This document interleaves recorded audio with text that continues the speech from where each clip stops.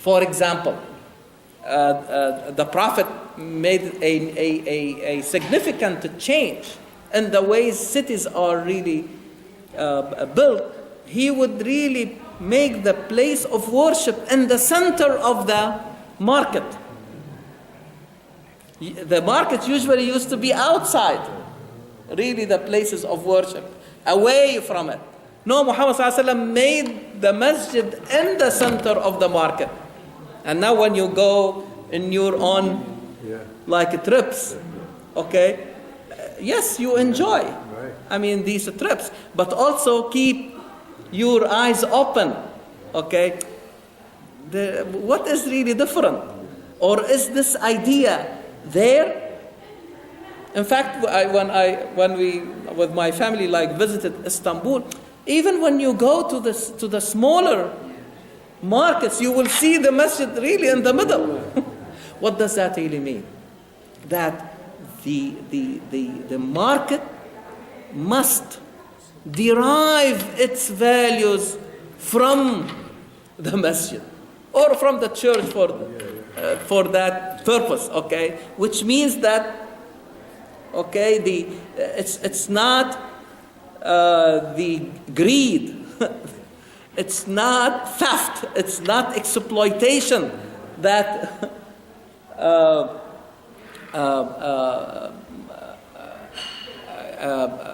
culture that permeates the market. Okay, but really you need higher values to govern the work of the market. Again, like the value of caring for the others, respecting the others, making sure that they are not robbed of their really like property or merchandise or exploited, okay? And so that's again how so Muhammad sallallahu alaihi wasallam, he is building a new city with a new paradigm, with a new set of values, has no connection with the previous one, with Yathrib. You see, Qur'an mentioned Yathrib, but to me, I see it like this is the old paradigm, okay? It's taking you nowhere. There is a new paradigm that is different but better. It's not only different, taking you to a higher level, okay, of solidarity, citizenship, okay, people of adhering to these high values. And so in this surah, we have that first account, okay, about vihar or this type of social practice, okay, was meant like to bring the society again to life through the life of the family, okay? And whoever was practicing that and wants to come back needs to be rehabilitated through, okay, bringing the freedom of somebody whose freedom has been taken away from, a slave. You see? So to show the people, you have been putting your wives under this bondage. They are not totally divorced, and they are not treated as wives. You see? If you don't find, fast. Again, fasting means controlling your desires. Don't say things that would lead to these consequences at the moment of anger. No, control your anger. Control your feelings. Think about it, okay? Don't let the affect, or what today they call it the heuristic of affect, these shortcuts.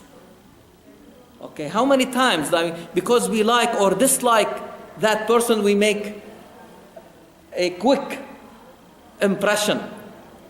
But if you take your time, let the other system of thinking work, okay, not the fast one, But the slower one, where you engage more critical thinking, okay, and you ask yourself, why? What will happen if I do this? This cannot happen. And when you take quick decisions, you don't have the opportunity or the time really to think about what you have basically, or about decisions you are making. Yes? You're analyzing the situation. Exactly. Then you get better solutions. Exactly. So today, psychology and neuroscience helped us to understand how our brains work. Okay? And so we can take advantage of. Now I am more conscious about this heuristic, this shortcut, this way of thinking that is based on preconceptions, preoccupied preferences. Okay, no, it's not the way I like or dislike. Let us look at the data, as we say, more objectively and make really a decision.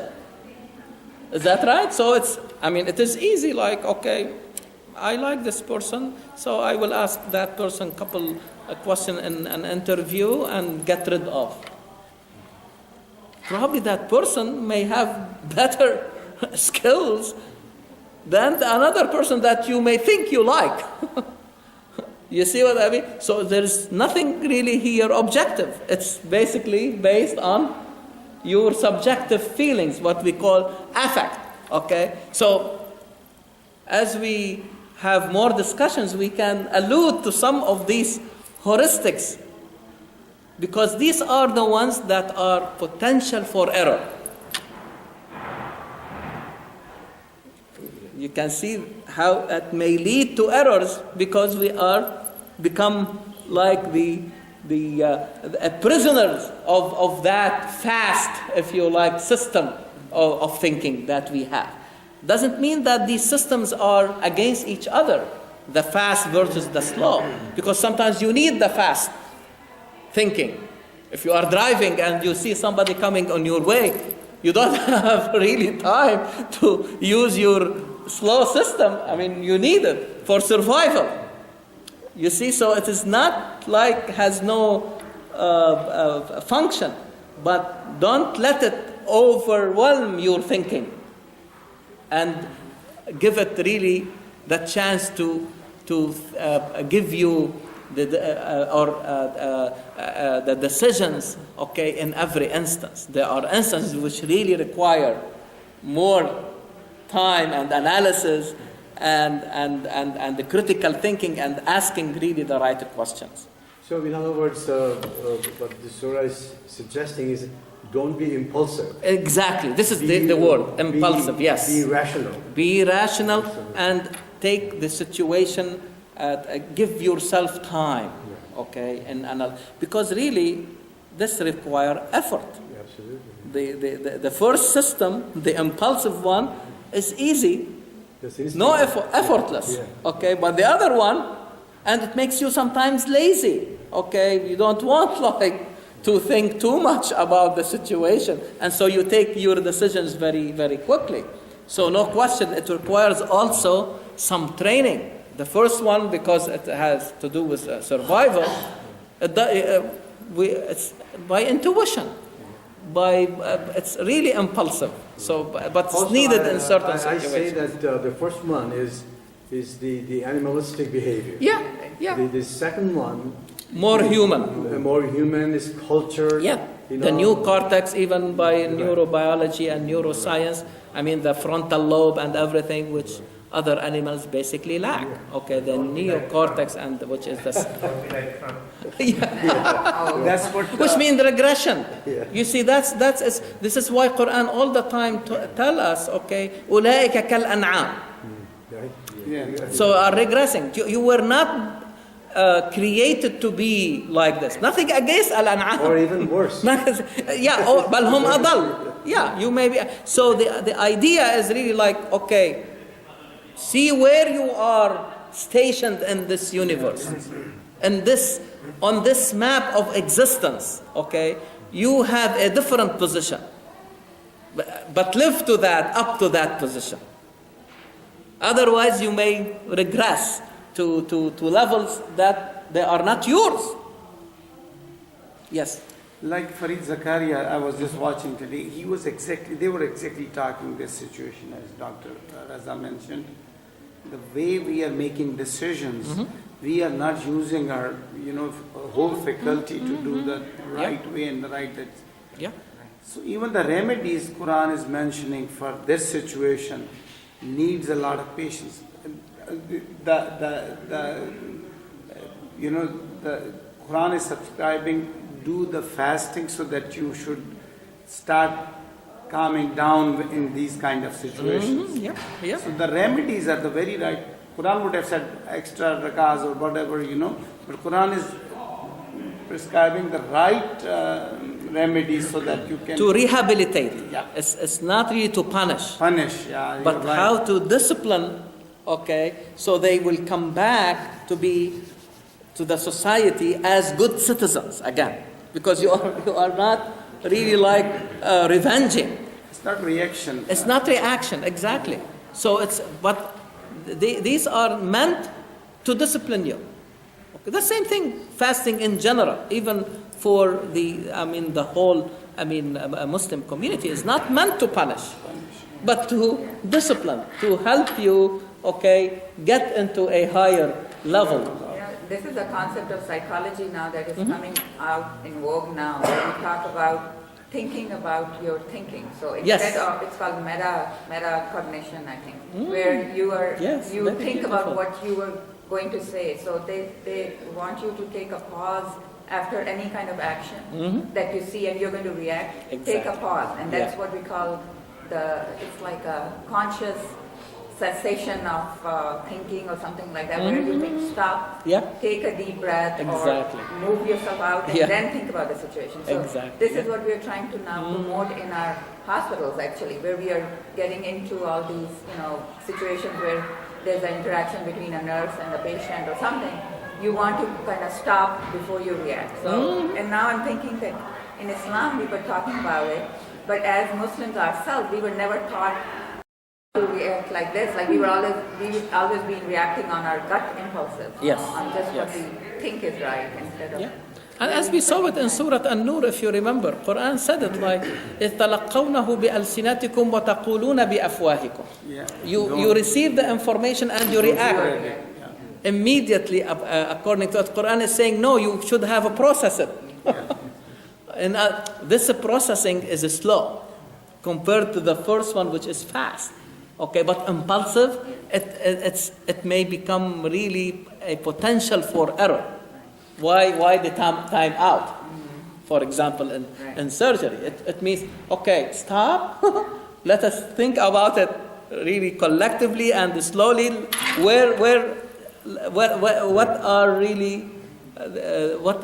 is the evidence? Okay, that we have to do it on the right side versus the left side, which is as simple as that. But no question, it was there was a potential for error, and it happened. Yes. And it says, when you do this kind of situation, use your mercy. Mercy. If you don't use the mercy, you don't lose the people. You're trying to gain your aim and gain people back. Very good. Not losing. Very good. This is a very good point, because even today they have found that when you have a team of people working,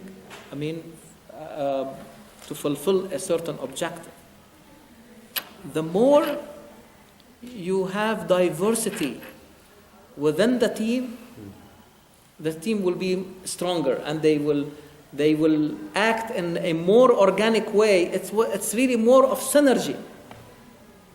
Ibn Khaldun noticed this, and he called it asabiyya, that there is some type of a system like the nervous system, asab, nerve in Arabic. Okay, so he's saying that when you see a group of people forming a society, It's more than the solidarity that we talk about. There is something, a secret. It's beyond the data that you see from outside. In other words, it's not 1 + 1 = 2, but equal 3 and 4. But there is no way to prove it. You see, there is no machine to or a parameter to tell you what is this excessive benefit that you are getting, that we call synergy. So we know how to describe that phenomenon, but we don't really know its secret. So there is something about it, provided that team share the only thing that they can share, the values. You see, to your point, if they share the common high values, their diversity will be of help to them, the differences. But one thing that they should not differ about, their high values of mercy, kindness, cooperation, teamwork, so on and so forth. Make sense? So everything we are, in other words, the solutions are value driven. You see, so this is why we are saying it is punishment. It's how to bring that individual to the high value of self-control, patience, thinking critically, all these are important high values that any society to be successful should really share. In other words, I cannot really compromise that in any way or shape. But about the color, the race, from where you, nationality, religion, all of these things, I have no problem to be different. But one thing that should really bring people all the time together, what Qur'an calls ma'roof, something that is universally known and acceptable. So any group, really, if they want to have successful work, they have to sit down and say, okay, let us decide what are our common values. What are the top 5 things that will really define us and define our behavior? What are the 3, let us say, or 4 or 5 values that are essential for the well-being of this team? So you see, so everybody becomes accountable not to another person, but accountable to the values. So as if the values are in the center and we are all rotating around them. It's the same model of Mecca, the same model of Kaaba. Because you see people, why we have to circle around them? You see, and when you pray, you see people praying in different directions, multitude of directions. Is that now here we don't see it because we are very far from the goal. But as you approach or come closer, you see it become circular. There is one direction, and you see the person on the other, diametrically opposite to you. He is not praying. He is not facing you, and you are not facing him or her, but both of you facing the common qibla, the common goal. You see, it's a very interesting model. But again, because of the routine, we forgot about the meaning behind it. These things have been there because of the meaning. They did not happen to be. No. Because of the meaning behind them, they happen to be. Very important. That's why Yathrib is not only Medina, it becomes Medina al-Munawwara. With values. It's not another city. And as we said, it became a prophetic model that was really taken to different parts of the world. Okay? Again, because of the meaning associated with it. Okay? Yeah, how these values really can be enforced, how they are being practiced, translated into. And then we saw another practice, which is these secret councils. People secretly talking among each other, but in a way, giving that a bad direction to make fun of others, or to make themselves special. Or different, or preferred. Quran came down to say it's not about the council itself. You can do it any time you want. But what is the direction that you are giving to this?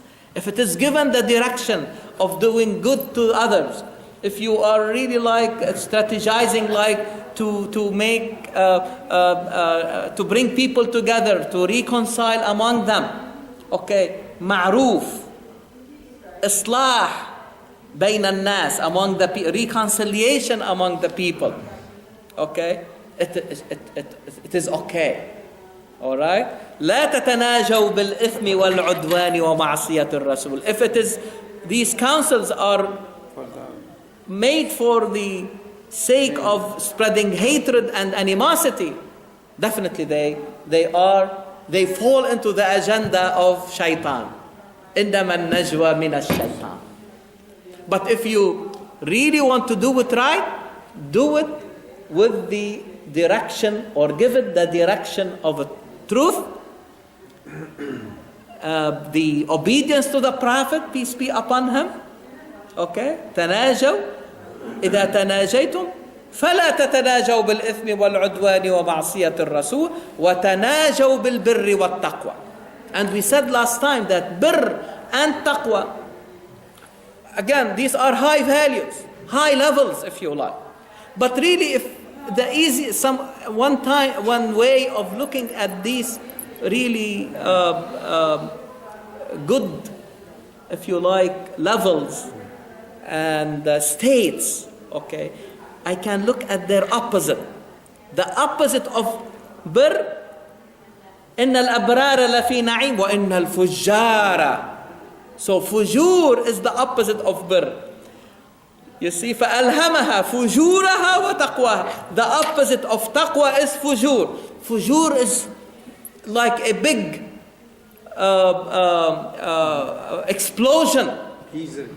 So as if you are exploded into pieces. No wholeness, no integrity.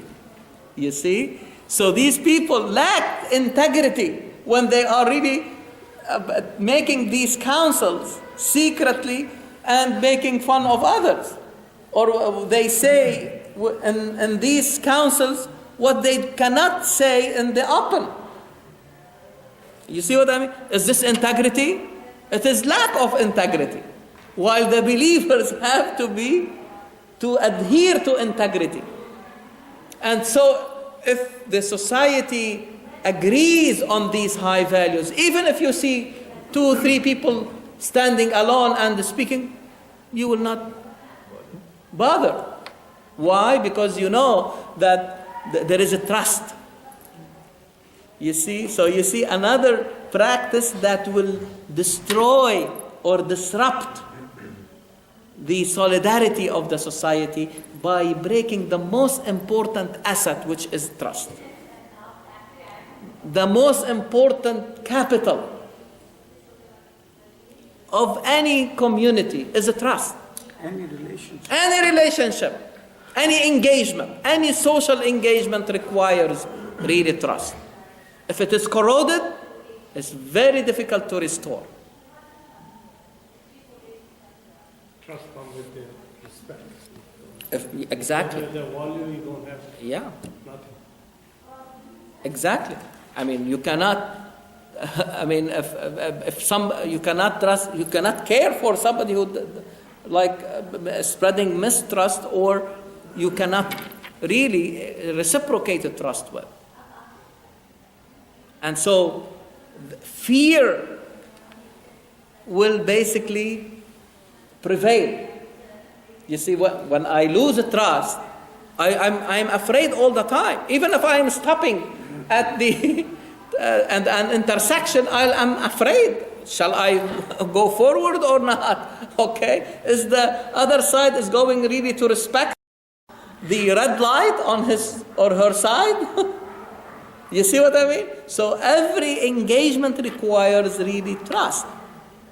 If it's taken away, it's replaced by fear.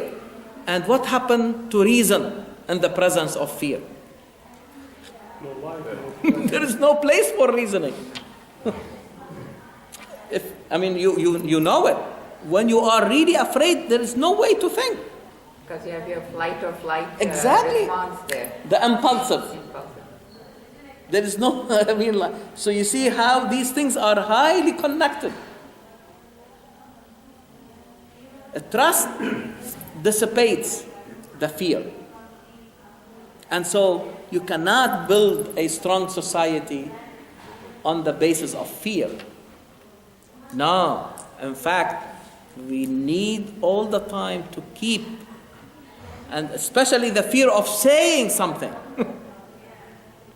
or responding to something. No, we need to keep that dialogue two-way, not one way. You're losing the connection, communication with each other. Exactly. Individually goes by itself. And the word that Qur'an uses, hiwar. Hiwar is dialogue, two-way dialogue. إِنَّهُ ظَنَّ أَن لَن يَحُورَ, which means that he thinks that he is not coming back to us, yahur. So when I speak to someone, I have to expect something coming back. This is hiwar. Two-way. You see, two-way dialogue. It's not in one direction. And really we have to think about it seriously in the era of electronics. When we made the transition from print to electronic communication, okay, we lost the other side. When you are listening to the news, for example, or to any discussion on TV, you are only able of listening. You cannot talk to that person. We hope, like now with the social media, if used in the proper way, it will provide that public square, if you like, where people can respond or have the capacity to show the other side of the equation. And this is another heuristic that sometimes we have basically used in our thinking. We get into judgment, okay, without considering the counter examples. You see, take a simple thing. If I see, God forbid, like a car accident, if I come to the immediate judgment that nobody has really like to drive a car after, but this is only one example among billions of others that they did not have the accident. You see what I mean? So and unless we consider other examples, it may become really another potential for making error in our really own judgment, in our own really reasoning. Again, back to the idea, take your time, okay, or think about your own thinking, the way you put it very beautifully. Yes, beautiful. Yeah. Your own thinking. It's called metacognition. Metacognition. That's what they're saying, that most of the time we don't think about what we are thinking about. Mm-hmm. So we are thinking thoughts which are really not really true, but we think they are true, or we are making assumptions which are true. So you should be thinking about it. And that's why now there's this big movement for meditation. So Buddha is actually That's Buddha's, Buddha. So it's this is actually the Buddhist Buddha's philosophy. saying Yeah. before, because before you utter look at your thoughts. So we should, but I think about it that we pray. We are supposed to be praying where we are supposed to be like really deeply in concentration, but those prayers have not really translated into this kind of change in our thinking. So, There is a book there, I'm sure that Walid Khayr is reading it, how slow thinking and fast thinking. yes. This was written by one of the Nobel Prize about the human behavior, how we react to, including the stock market. He's the expert on it. Yeah. So how quickly we lead us to, I want to get out of it. Not thinking about it, what's going to happen tomorrow. It's not an easy book to read. But mashallah, I mean, the quality of this group, I mean, it will be, it requires really like concentration while you are really reading, okay? But I have no doubt that you will enjoy, reading something like that. But it is very, very helpful, okay, in really changing really the culture, if you like. If you can call it the culture of thinking, okay, or what habits we are following in making really decisions, and this is really a very good. I think Capitol Hill people need more this book now, the way they are making decisions. Yes. Yeah, I was watching today. It's pathetic, the way they are making decisions without any. Yeah. Because again, this type of thinking, okay. It requires some type of training. It doesn't come really right away. And I think the incidents, for example, that happened in the days of Muhammad sallallahu alaihi wasallam, okay, the way they were really treated, okay, part of the process, okay, or the measures, is really like when somebody comes and tell you something. Quran is saying verify. Verification is not impulsive. yeah. Is that right? You have to take your time looking at the data and looking at other at counter examples. Consider other possibilities. This is not like that. Doesn't happen fast. Okay. It basically, and I was really impressed by a term that Quran uses. And I was not really, it took me time to understand what it really means until really I read this book. And it gave me this very interesting idea. Quran talks about Badiya Ra'i.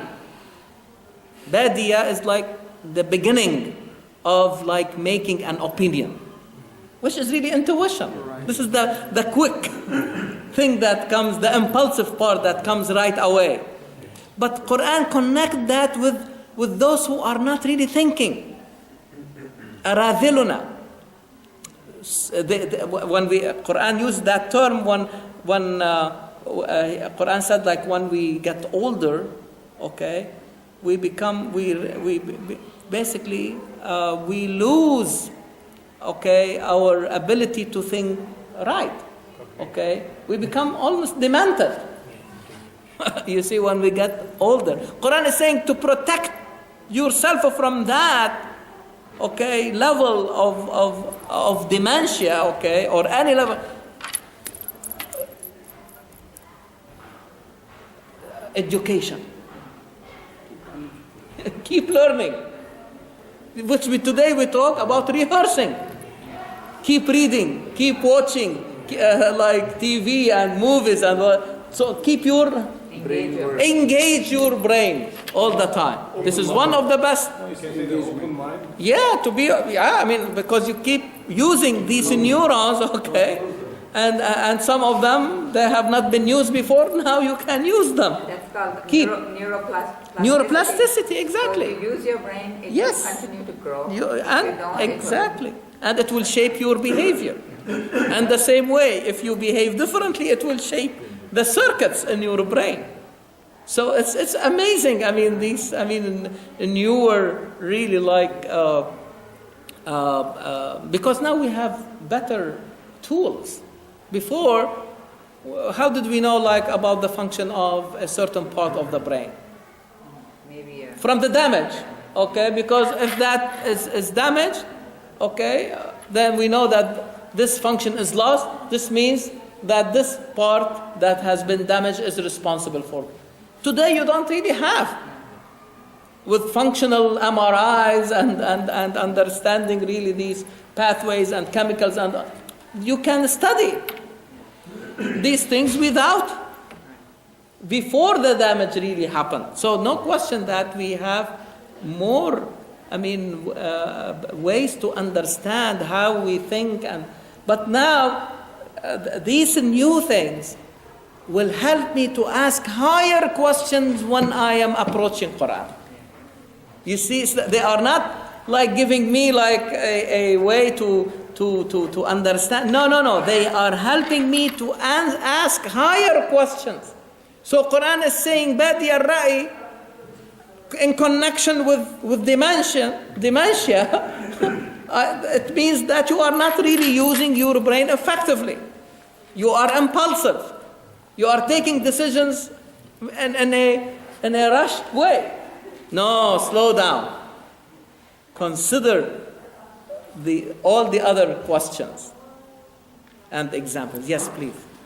If we look more specifically just at the Muslim world, and we sort of examine the Muslim world over a long period of time, and you sort of examine how they think, you find that overwhelmingly the majority of the Muslim world tends to fall into this category of traditionalists, where the way they think is they say, what can we observe? An observation, the Prophet did this, and how strong is that observation, or the isnad of that observation? And if it's a very strong isnad, then they imitate that. So it's observation and imitation. And the goal is you're trying to preserve the authenticity of the religion, and you're also demonstrating your love for the Prophet. You observe this, you're replicating it. You're preserving the authenticity, and you're demonstrating love for the Prophet. But the other camp, which is a much, much smaller camp in the Muslim world, is the traditionalists versus the realists. And the realists would say, by observation and replication, are you upholding the authenticity of the observation or the authenticity of the religion? Because if you want to uphold the authenticity of the religion, then you must understand what were the principles that drove the observation to begin with. In other words, why did the Prophet say what he did? Why did he do what he did? Or in a certain circumstance when he ruled in a certain way. What were the principles or subset of principles that drove that decision? If you understand the principles or the philosophy behind it, then you have the crown jewels of Islam, right? Then you can translate from time and space into a different era. And if you held fast to the principles and the philosophy that drove his decision or the observation, then you can apply it. Now the implementation may change. Yes. On the ground, the implementation, how you would implement those principles would be different. Because societies are different, people are different, time is different. Exactly. But I see that, particularly when you look at the Muslim world, 98% of the Muslim world is living in Asia and Africa. And unfortunately, the vast majority are uneducated. Exactly. And even if they are educated, as you were saying earlier, that this concept of critical thinking is suppressed in those societies, not encouraged. Yep. Critical thinking is suppressed. So this, I'm listening to you for maybe almost 20 years now. I would definitely say you are amongst the realists. You are trying to understand what are the principles. But it's a very uncommon thing in the Muslim world, And this, I feel, is why we are so stagnant. This is why we don't progress. This is why there's so much, It's nice, because I personally feel it all the time, that, and people have heard me saying how it is difficult sometimes. Like you see the strength of the tradition or the traditionalist approach, okay, because it has been deeply rooted over so many years. And now to hear someone like talking, or presenting a different approach, okay, it make them think, but still it is easier, like a comfort zone, okay? It's because the same way we were talking about the slow and the fast is effortless. The slow thinking, the critical thinking, it's really requires really more effort, okay? You cannot be lazy about it, okay? What are you talking about? It makes sense to us, but we have not heard it before. And so it's a reason not to even like to consider it, okay? Because in my, humble experience, I did not have anybody coming to me saying, why are you saying this? Because they see that they cannot refute it, but at the same time they are not ready like to say, okay, this is really a better way for our time to bring the principles to the age, not the actual behavior and the literal really behavior, and say I have really like to apply it. It made really religion Islam in part looks very static. Although stagnant, exactly. It's not more. Although everything is telling us that everything is dynamic. Okay, the way Qur'an present things all the time, present in a very dynamic way, and yet we like easy to cling really like to that traditional. But there is you have to look at both sides, the argument on both sides. Yeah. So yes, I personally encourage critical thinking, but then there are certain limitations.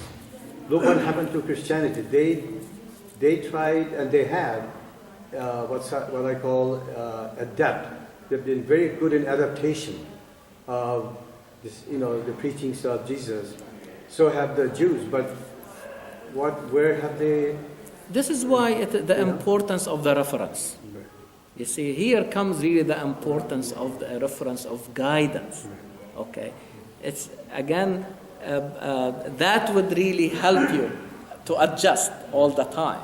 Okay, and so in the absence, okay, of real referring to this guiding reference, okay, it is left really for how you think or how you see things. Things will be basically lost over time. I'll just give you cite one example. I have a friend who is very scholarly, PhD, the professor, a very good Muslim, and he is like very much into this critical thinking. And he and I have a lot of conflicts. He does not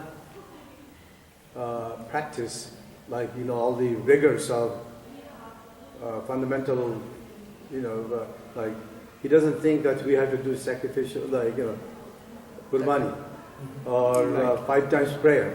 So he doesn't follow the rituals. That's what I'm saying, and he says that he is practicing Islam to his highest level. And he's not alone in his, they have a group, and these people are extremely intelligent people, very sophisticated, and they firmly believe that they are practicing Islam at the highest level. The salah without salah? No, they do salah, but they don't do salah 5 times or as many rakah or whatever. So there is for me there's a discomfort zone, and it's probably because of my own upbringing. Yeah, this idea, again, even for people who are highly educated, the idea of the reference is don't take it for granted that it is really there. Okay, so no question that this is, a very important. It's the same way we have been taught of biology, chemistry, physics all our life. Is that right? Basically during school, if not after even school. But nobody told us that the universe has been, and it continues to be, the reference in how we really make, truthful conclusions. Because you need a reference, okay? Anyone can bring an idea or a hypothesis, but who is right and who is wrong? And you can see, in every discipline, how things moved from superstition and intuition to really science, okay? If you look closely, you will see it has reached the level of science when the universe became the reference. You see, the same thing in our moral life, in the realm of direction and meaning, okay? The meaning of how we should order our actions, what direction we have to give them, I also need a reference. It sounds like they left the principles behind. Exactly, which are in the reference. No, but they believe firmly in Quran. Yeah. Quran is the reference. That's what they say. But there is a difference between saying, right. If you do a survey in the Muslim world, 100% they will tell you Quran is. But are we really taking it as a guiding reference and making really, or we have reached a point, okay, we're saying, okay, this guy said this and this guy said that, and we were lost. In other words, when I talk to them, I cannot tell them, hey, you're a dummy or a stupid. No, this is not the way. Yeah. You have something to say now? Oh, yeah, I did. As a person who came to this religion, I come from a different perspective, so I have more of an objectivity and kind of a searching kind of an attitude. And you have always come from a historical, you cannot separate from a historical perspective. And the first time I ever heard the word universal Islam was at this mosque, because there's so many different cultures and different things that color the interpretation of that static book. Just like you were saying, science with the universe. So science, look how far we've come. If we have not been able to see the evidence and evolve how we interpreted what was the same, we would never evolve. Exactly. So when I first came to this religion, I kept searching for something deeper. And it was the same words, kind of advanced, but there was nothing else to it. And so now I'm finding those references. So this group is not, they're interpreting the same thing in a different way, just like you would go to a different country, they interpret the same thing. So what is the similar thing of all of these that is Islam? I think is the challenge of America. Because America is a melting pot of all these things where we can really make that conclusion. And to me, it comes back to the Quran. That's what all these versions come to, is this is what it is. So it's honestly, this is one of the biggest challenge, okay? But I think we can make a difference as a group, okay? The more, and especially with the younger generation, okay? If they start to see that connection, okay, how important it is, okay? And the other day I was talking to one of our brothers here, and after Friday prayer, and we were talking about the same issue about thinking and bringing, and it happened that he was also reading that book. I mean, by mere really like chance. But when I told him how Quran is always really asking us to use our critical thinking and not to accept things on face value, okay, without really giving really slow our slow system of thinking. It's really time to figure it out. Quran will use that with the verses themselves being practiced by the highest really group in the society, Ibadur Rahman, the worshipper of the most merciful. And one of their attributes, وَالَّذِينَ إِذَا ذُكِّرُوا بِآيَاتِ رَبِّهِمْ لَمْ يَخِرُّوا عَلَيْهَا صُمًّا وَعُمْيَانًا. If they were impulsive, Quran is saying that when you tell them about a verse of the verses of Allah subhanahu wa ta'ala, they will make sujood like impulsively without even thinking or using even their own senses. Quran is saying, no, these people don't do that. They don't do that. They are not impulsive. Even with the verses of Allah. It's not what I am saying or this scientist is saying or this scholar is saying. No. Quran is saying even in the verses and the signs of Allah. Okay? They practice critical thinking. Because at the end of the day, you need people who believe from the inside. Body and mind. Heart and mind at the same time. I think that's what's keeping the younger. Exactly. This younger generation is. Yeah. Don't come to me only with your hearts. No, come to me with your hearts and brains. They need to engage. They need to have that critical discussion. Yes. Where they are engaged in Yeah. fully. And I think this is really a true transformation. It's not a simple change. You see, it's not an incremental change, adding an activity here or there, okay, or adding a lesson here or there. No. It's a fundamental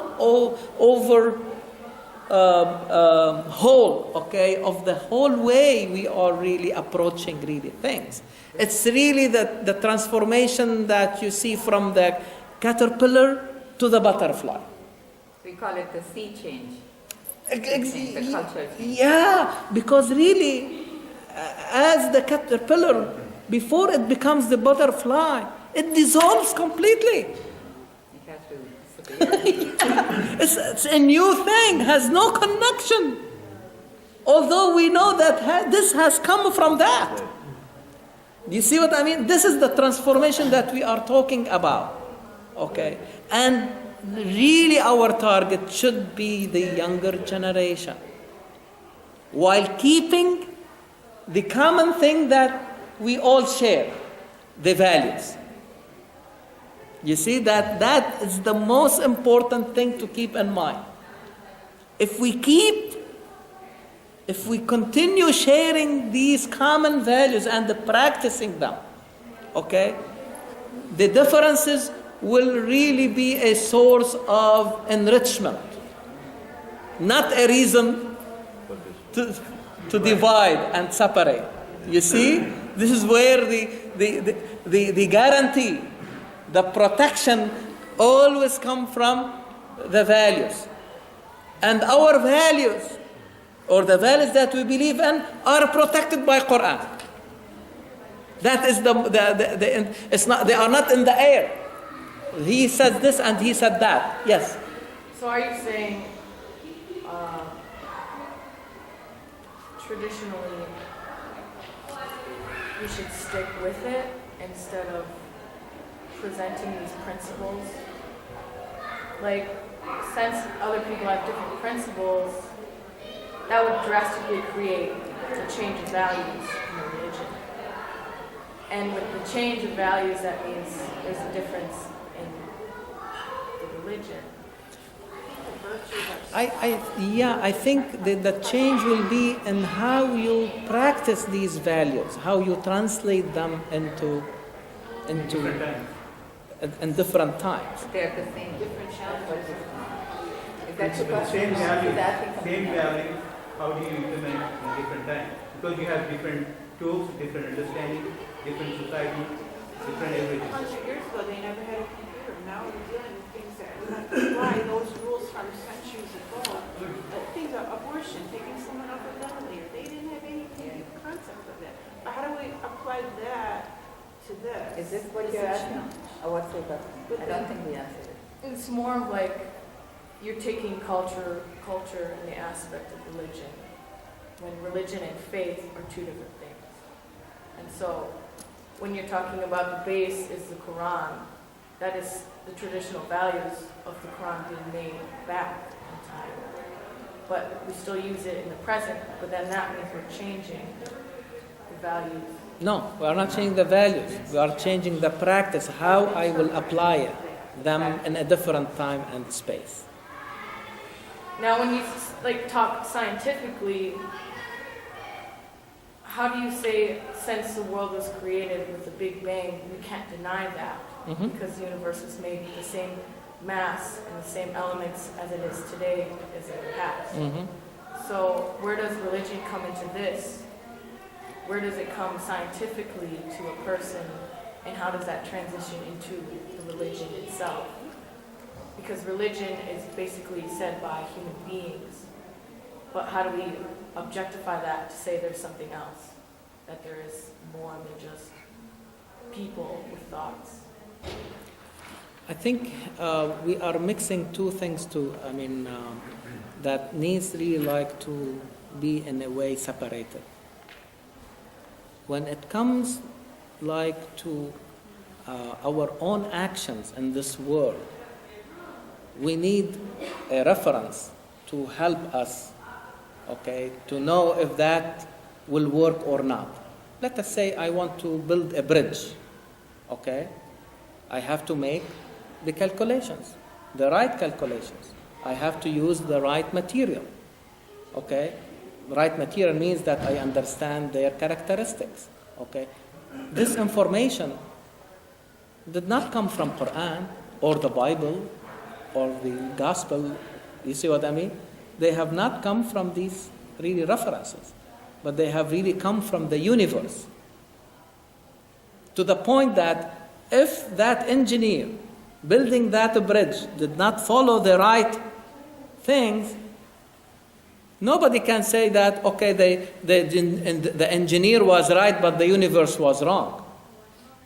He or she, made the miscalculations. It means they violated the laws, of the universe. You see what I mean? Is that okay? Now, this is in terms of the actions. But when it comes to the direction of the action, here comes the role of the reference of Qur'an. It tells me what type of meaning I have to give that action. I can take a knife and use it to cut an apple. But that knife, I can injure somebody, God forbid.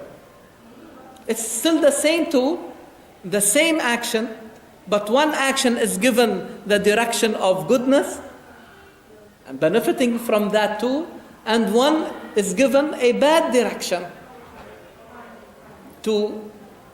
that led to injuring or even killing a person. You see so here comes the role. Here comes so there is a value that has been violated here, which is do not kill. Is that right? Do not injure. Do not hurt your fellow human being. Is that right? So here comes really the need for reference for these values. But these values, interestingly, they are common to all human beings. They are universally accepted and universally known. And we should not, when it comes to values, we should not really use any qualifier to mean that they are relevant or belong to a certain group or at a certain religion or a certain sect. There is nothing of that. And Qur'an emphasized this. And he used one term to talk about all these values, the word ma'ruf, which means, literally it means universally known, self-evident. I have not seen anyone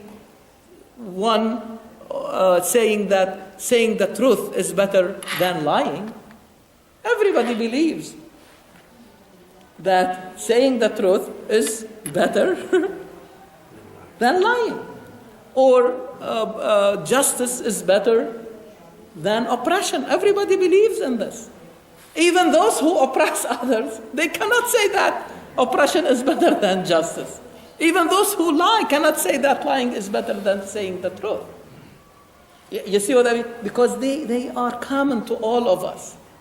And I see always that this is the way to bring people together. In other words, this is the best politics. The politics as an art to bring people together, not to divide among the people. It is easy, okay, to divide among the people, and you take anything from the way we look to what we believe in. Anything in between can be taken as a reason to divide among the people. But if you really, as we were saying earlier, a strong team is a diverse team. As long as they stick to the common values that they have to agree on from the beginning. So I think this distinction is very helpful. And again, we have to talk about it more and more to become clear in our minds, and then it will help. For example, she is a physician, I am a physician. I mean, we take care of patients, okay? On what basis I take care of these patients? Do I bring like a copy of Qur'an to the clinic and say, okay, what if this patient has headache, and it will tell me how to treat headache? No. The universe helped us when we did studies and we did the clinical trials, and these medications work and these medications do not work, and if they do not work, we withdraw them from the market. Is that right? And if they work, they stay. And so this is how I treat my patients. This is how you go to the exam and you say, okay, I'm taking with me the Bible to help me like to answer these questions. It doesn't work. However, the values that you believe in will not let you cheat. Is that right? And the exam. It will tell me how to treat my patient with compassion, listening to him or to her, caring for them. Is that right? They are not,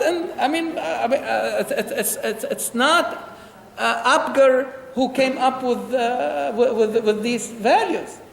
But she told us how to differentiate between a baby who is good and will live, and and who is going to have some type of difficulty and may die. It's huge, my dear brothers and sisters. We learned many years ago about Apgar school, but only a couple days ago I learned that really was a big transformation. A new paradigm shift in the thinking. Because everybody was thinking, they look at the baby, okay, somebody look at the heart rate, somebody look at the appearance of the baby and make a decision. No, this doesn't work. Quick. No. When you have an algorithm, you see, you say, okay, I have 4, 5, or 6 criteria, and I will score them. And depending on the score, so I examined and explored all these things together and make a decision. This is it. Now we take it for granted. Okay, the Apgar score is 6 or 7 or 8. But how it come to existence? And it saved 100,000s of lives, if not millions. Is that right? I mean, but again, it's not the mere, but how it evolved. But I think what she's saying is, do we need religion to be falling on these values? I think very good. It's good that you reminded me, because really, the way we have looked at religion, we looked at it from the outside, from its manifestations, like in the form of prayer and fasting and paying sadaqah or charity, and so we learned about religion in terms of the observable. Really, the way Quran presents the idea of religion is the way I was talking about. It is the order, the system that defines for and informs the direction we give to our actions. I always learned that religion is the framework on which you hang your spirituality. So if you want to grow spiritually, you can, or you can eventually get there, or you can take a track. But Sister Nancy, even Quran went beyond that to say that even the one who doesn't believe in God or the prophets, or what Quran calls kafir, means that he covers up the truth. Quran, even the Quran says this person has a religion. Why? Because he or she is following a system that really directs their actions. So the religion in Quran is a more general, not really like the way this person is a Muslim versus a Christian versus. You see what I mean? So you're saying religion is universal. Universal. Everybody has it. They may say that. Social scientists came to the same conclusion that irreligion is unheard of. Unknown. Tocqueville would say it this way: irreligion is unknown. To say that somebody has no religion is a falsity. It's a myth. For going away from religion, more to spirituality. But then the Muslim community, I have noticed, it's the opposite. So to try to bring those two together. Because the emphasis, exactly, because the emphasis is on the affectation, the way you look, the way, whether I have a beard or not, whether I put a scarf or not, whether really how long is my trousers, how am I? Is this the religion that you want? If you wanted to, go ahead. But this is not my religion, or the religion that I understand from Quran. وَمَنْ أَحْسَنُ دِينًا. Quran asks the question that we have to ask ourselves. وَمَنْ أَحْسَنُ دِينًا. Who is better? What is the best religion you want to follow in this life? أَسْلَمَ وَجْهَهُ لِلَّهِ وَهُوَ مُحْسِنٌ. To connect with Allah, what does it mean to connect with Allah? Through His beautiful names. He is the most merciful, practice mercy. He is the all-knowing, seek knowledge. He is the forgiving, practice forgiveness. وَهُوَ مُحْسِنٌ. In a state of bringing goodness, adding goodness to everything you have done or reached to your hands. That's exactly my it's so powerful. That's what they say. وَمَنْ أَحْسَنُ دِينًا. It's a general. So your friends are saying this. Your friends are saying this. That They say, look, Allah has 99 names, They claim and they convince themselves that they're They're practicing. contradicting themselves, though. That that there's a thing called Heisenberg's uncertainty principle. You know about that, which states that knowledge is limited, and there's really nothing certain. So, I have knowledge, you have knowledge, but our knowledge is limited, unfortunately. Let us. Let me put it this way, and see to yourself if this. We can say. And this is the emphasis of Quran, the focus of Quran, that no one in this world can own the truth, the whole truth. Right. That's Allah is the truth. Our job is to get closer to the truth, approach the truth. لِأَقْرَبَ مِنْ هَذَا رَشَدًا. Rushd or Rashad is really how to really reach that truth. Quran is saying لِأَقْرَبَ, to get closer to the truth. you asked about. Can I just add that? It's so Yeah. tempting for me. Mathematically, what he's saying is with time, you will reach closer and closer, but you will never reach exactly. You cannot own it. The spot. Yes, you cannot. That's own it. mathematics. Which means the journey should continue. Right. The truth is dynamic. Yeah, absolutely. So no one can say. تواصوا بالحق. We need all the time to reach to closer and closer to the truth. The goal is not get close. And this is very consistent with really like the reality that we live in. But ultimately goal is to reach there, right? To see the God stuff, right? So that's why the religion of Islam guarantees you that in achieving those goals, practicing this religion, way of life has internal control, which will deliver those kind of results. That's why the Islam is different from the other religions, or other way of life. I mean, Yes. when last time, a couple of weeks ago, we had a long lesson. I listened to YouTube. The religion is your action through God's name. If you practice that, that's your religion. Exactly. Nothing else. Yeah. This is how you get the closer. Yes. Healthy society. And clean your heart and mind. Yeah. Sincerely, you hook up to your Creator. That's your religion. Yeah.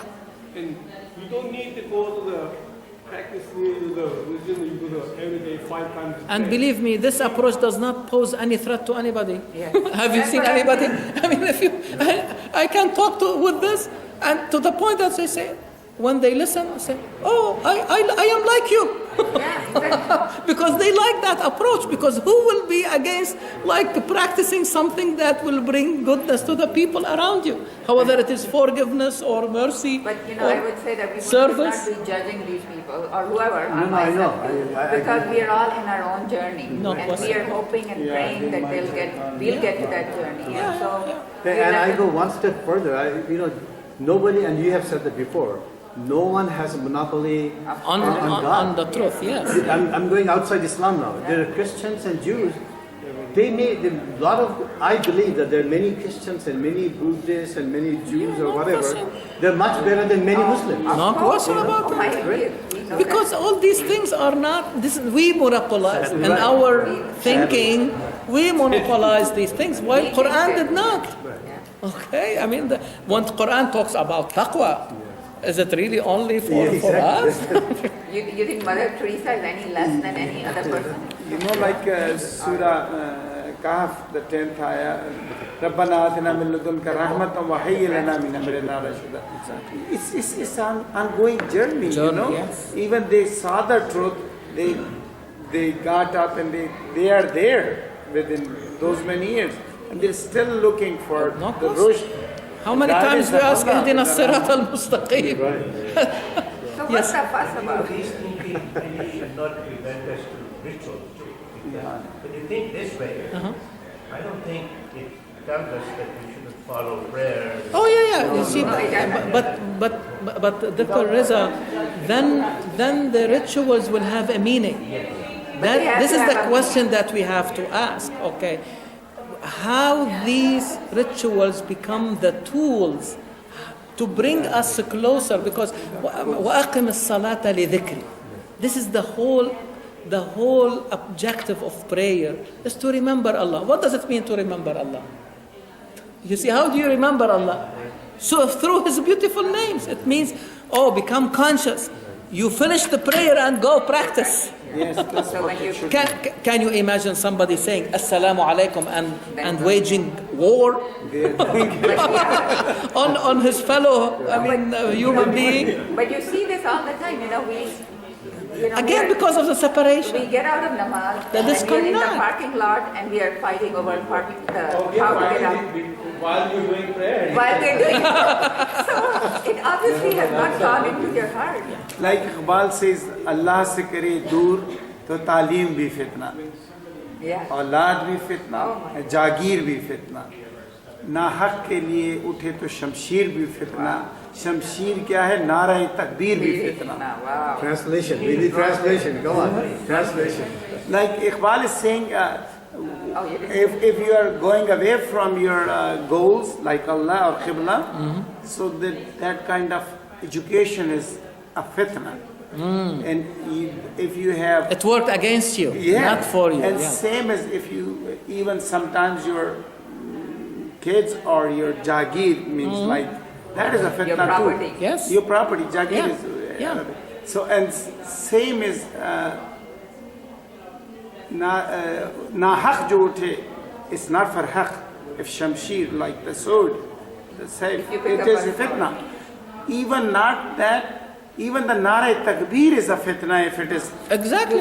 Very good, very good. And this is how... and this is how why Qur'an was very courageous to say that even a prayer can work against you and take you to hellfire. That's exactly what he's saying. It's a very big thing, about 150 years back. Yeah. And therefore, in fact, we were something that came in the verses, but we didn't have chance. Like when I have now better understanding, to be honest with you, when Quran talks aqimus salah, because prayer is described being the, when you have a tent and there is the central post, if you take that away, the tent is gone. Is that right? The Prophet, peace be upon him, said, as-salatu imaduddin. But you need to make the prayer, perfect. How you perfect your prayer? You perfect your prayer by knowing what are the implications. And if you do not perfect it, you are destroying not the prayer but the whole idea of religion. أَرَأَيْتَ الَّذِي يُكَذِّبُ بِالدِّينِ. When you belie the religion, what is the opposite? Belief. If you really believe in the religion, it means that you have to help. You have to go into service, community service, helping the orphan and the needy. And if you do not that, you may be praying, but you are not perfecting your prayer. Surah Al-Ma'un. Yes, Al-Ma'un. This is the one. 7th chapter. Yes. Exactly. It summarizes it. فَوَيْلٌ لِلْمُصَلِّينَ. Not مُقِيمِي الصَّلَاةِ. Musallin. They are praying. But they have not perfected their prayer because they are heedless of its meaning. But we are not talking about looking at your neighbor and saying he's not or she's not praying the way I'm praying, so they're wrong and I'm right. It doesn't serve. That's what I've always been Yeah, told. but I mean, that argument that you are really totally against, I am also against for one reason, that it doesn't serve. Yes. It doesn't bring that individually closer. It will not bring me closer.